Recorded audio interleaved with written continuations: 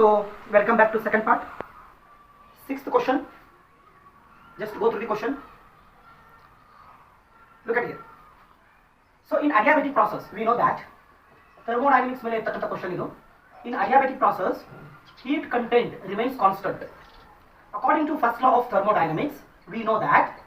According to first law of thermodynamics, we know that. What we know, children? Delta Q is equal to delta U plus delta W. कोई शक? No शक. इधर देखो process कौन सा है? Adiabatic expansion है. बोले तो put delta Q is equal to 0 delta U plus delta W. What can I write, children? I can write minus delta U is equal to delta W. Clear? इधर देखो भाई, ध्यान से देखो, इधर थोड़ा ध्यान से देखो. एक्सपेंशन है, एडियाबेटिक एक्सपेंशन है. प्रोसेस कौन सा है? एडियाबेटिक एक्सपेंशन है. इधर देखो वर्क डन इज पॉजिटिव है.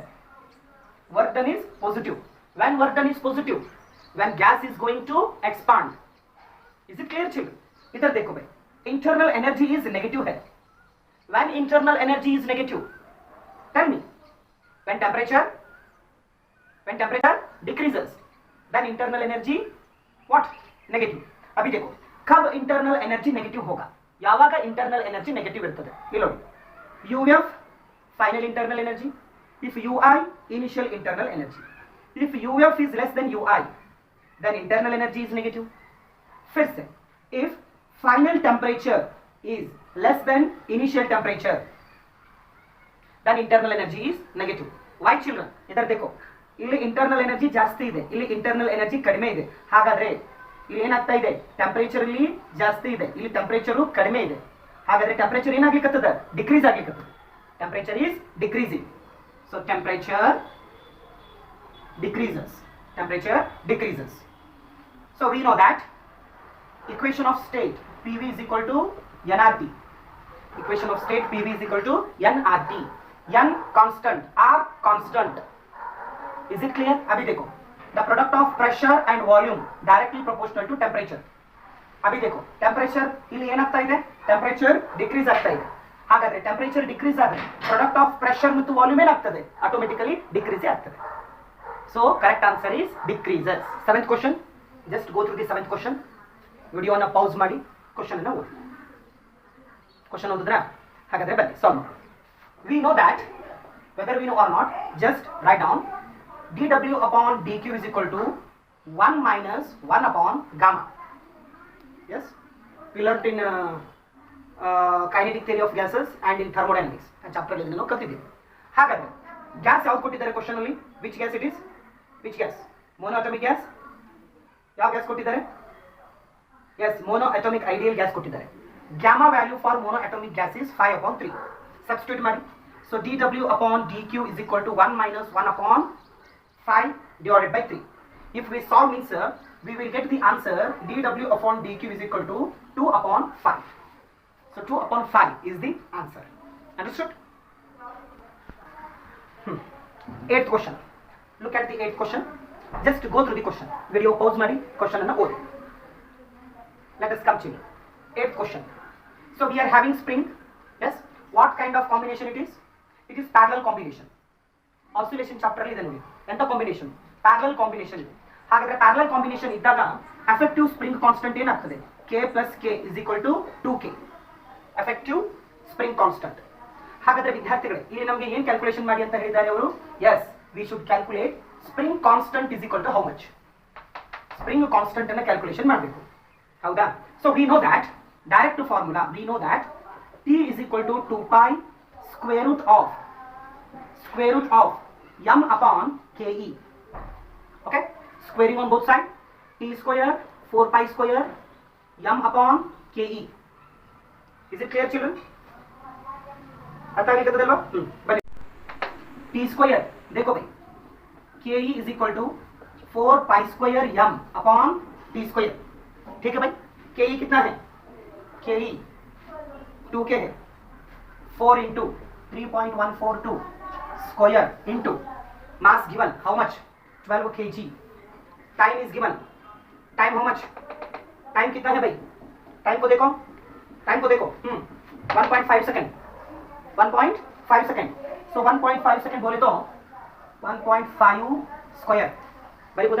Yes. So K is equal to k is equal to 4 into 3.142 into 3.142 10 approximately 10 into 12 2 ಈ ಕಡೆ ತಗೊಳ್ಳಿ 1.5 ಏನು ಅಂತ ಬರೀಬಹುದು 3 upon 2 for the sake of simplification only.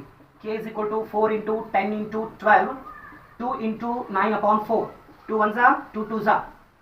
ಇದನ್ನ ಕ್ಯಾಲ್ಕುಲೇಷನ್ ಮಾಡಿ ಆನ್ಸರ್ ಎಷ್ಟು ಬರ್ತದೆ ಅಂದ್ರೆ answer is around 105 newton per metre. Understood. 9th question को पढ़ो एक बार.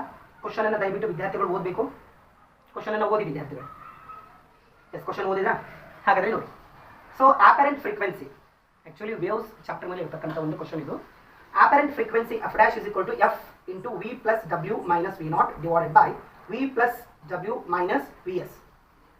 ಹೌದಾ? ಇದರ देखो. Here frequency, apparent frequency is independent on time. ಹೌದಲ್ವಾ? Then here first case ಅಲ್ಲಿ ಏನು ಹೇಳಿದ್ದಾರೆ ಅವರು? ವೆಲಾಸಿಟಿ is constant ಅಂತ ಹೇಳಿಬಿಟ್ಟಿದ್ದಾರೆ ಅವರು. ಸ್ಪೀಡ್ is constant ಅಂತ ಹೇಳಿಬಿಟ್ಟಿದ್ದಾರೆ. ಹೌದಲ್ವಾ? Yes. ಕಾನ್ಸ್ಟಂಟ್ ಸ್ಪೀಡ್ v ಅಂತ ಹೇಳಿಬಿಟ್ಟಿದ್ದಾರೆ. So speed is constant. Okay? ಹಾಗಾದ್ರೆ ಡಯಾಗ್ರಾಮ್ ಅನ್ನು ನೋಡಿ.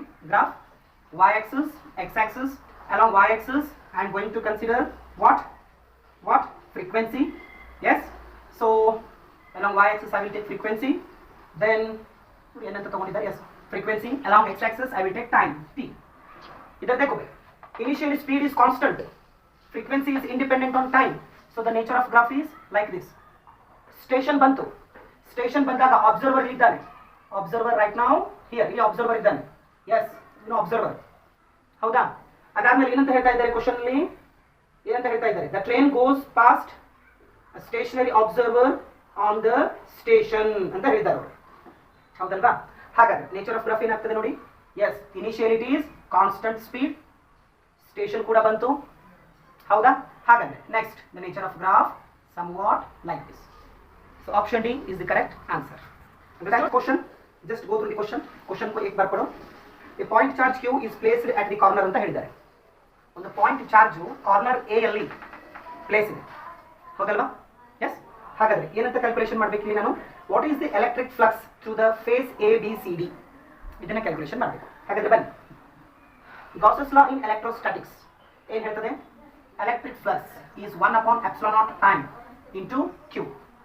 ಕ್ಲಿಯರ್ ಇದೆ ವಿದ್ಯಾರ್ಥಿಗಳು? ಹೌದಾ? ಸರಿ. ಹಾಗಾದ್ರೆ ನೋಡಿ, ಇಲ್ಲಿ ಗಮನಿಸಬೇಕು ವಿದ್ಯಾರ್ಥಿಗಳು, ಒಂದು ಕ್ಯೂಬ್ ಅನ್ನು ಕನ್ಸಿಡರ್ ಮಾಡಿದಾಗ ಕ್ಯೂಬ್ಗೆ ಎಷ್ಟು ಕಾರ್ನರ್ಸ್ ಇರ್ತವೆ?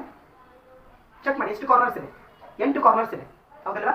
ಹಾಗಾದ್ರೆ psi is equal to 1 upon 8 epsilon naught into Q. Is it clear? 8 corners ಗಳು. Next point, psi is equal to, ಇದರ देखो भाई, charge present at the corner A. ಹೌದಾ? ಹಾಗಾದ್ರೆ ನಾವು ಚಾರ್ಜ್ ಡಿಸ್ಟ್ರಿಬ್ಯೂಷನ್ ಅನ್ನ ಕನ್ಸಿಡರ್ ಮಾಡಿದಾಗ ಇಲ್ಲಿ 3 ಫೇಸಸ್ ಜೊತೆಗೆ ಅದು ಏನಾಗ್ತದೆ ಅಂದ್ರೆ ಕಾಂಟ್ಯಾಕ್ಟ್ ಇದೆ, ಕನೆಕ್ಷನ್ ಇದೆ. ಅವು ಯಾವ್ಯಾವ ಫೇಸಸ್ ವಿದ್ಯಾರ್ಥಿಗಳೇ? ನೋಡಿ ಇಲ್ಲಿ A B C D, A B C D connect ಇದೆ ಅಲ್ವಾ? ಅನದರ್ ಒನ್, ಇನ್ನೊಂದು ಫೇಸ್ ನೋಡಿ, A D H E. Another corner A B G H, B G H. ಹೌದಲ್ವಾ? ಹಾಗಾದ್ರೆ 3 ಫೇಸಸ್ ಜೊತೆಗೆ ಅದು ಕಾಂಟ್ಯಾಕ್ಟ್ ಇದೆ. So 3 I should multiply with 3. ಹಾಗಾದ್ರೆ ವಿದ್ಯಾರ್ಥಿಗಳು ಏನಾಯ್ತು? 1 upon, tell me 24 epsilon naught into Q. Correct ಇದೆಯಾ? psi is equal to 1 upon 24 epsilon naught into Q. ಇಲ್ಲಿ ನೋಡಿ, ಇಲ್ಲಿ ಏನು ಗಮನಿಸಬೇಕಂದ್ರೆ ವಿದ್ಯಾರ್ಥಿಗಳೇ, the electric flux question in the electric flux through ABCD, actually it is 0. Yes. The electric flux through ADHE, the electric flux through ABGH, ಇವೆಲ್ಲವೂ ಏನಾಗ್ತದೆ? Electric flux 0ನೇ ಆಗ್ತದೆ. Why? The reason is very simple children. ಯಾಕಂದ್ರೆ ಆ 3 ಫೇಸಸ್ಗಳು charge ಜೊತೆಗೆ contact ಅನ್ನು ಹೊಂದಿದೆ. ಹೌದಲ್ವಾ? ಹಾಗಾದ್ರೆ ಬಾಕಿ 3 ಫೇಸಸ್ ಯಾವಿವೆ ನೋಡಿ? ಉಳಿದಿರ್ತಕ್ಕಂಥ 3 ಫೇಸಸ್ ಆ ಚಾರ್ಜ್ ಜೊತೆಗೆ ಕಾಂಟ್ಯಾಕ್ಟ್ ಇಲ್ವೇ ಇಲ್ಲ. ಅವು ಫೇಸಸ್ಗಳನ್ನ ಹೇಳಿ ನನಗೆ, ಯಾವ್ಯಾವಾಗ್ತವೆ? D C F E, D C F E. Another one, B C G F, B C G G F. Another one, H E F G, E F G. ಹೌದಾ? So ಈ 3 phases ಅನ್ನ consider ಮಾಡಿದಾಗ, ಈ 3 phases ಅನ್ನ ನಾನು consider ಮಾಡಿದಾಗ the electric flux through BCFE, BCGF, HEFG ಎಷ್ಟಾಗ್ತದೆ ಅಂದ್ರೆ ವಿದ್ಯಾರ್ಥಿಗಳೇ 1 upon 24 epsilon naught into Q ಆಗ್ತದೆ. ಅರ್ಥ ಮಾಡ್ಕೊಳ್ಳಿ. ಹೌದಾ? ಹಾಗಾದ್ರೆ ಕ್ವಶನ್ ಅಲ್ಲಿ ಯಾವ ಫೇಸ್ ಅಂತ ಕೊಟ್ಟಿದ್ದಾರೆ? A B C D. For ABCD, electric flux is 0. So 0 is the answer.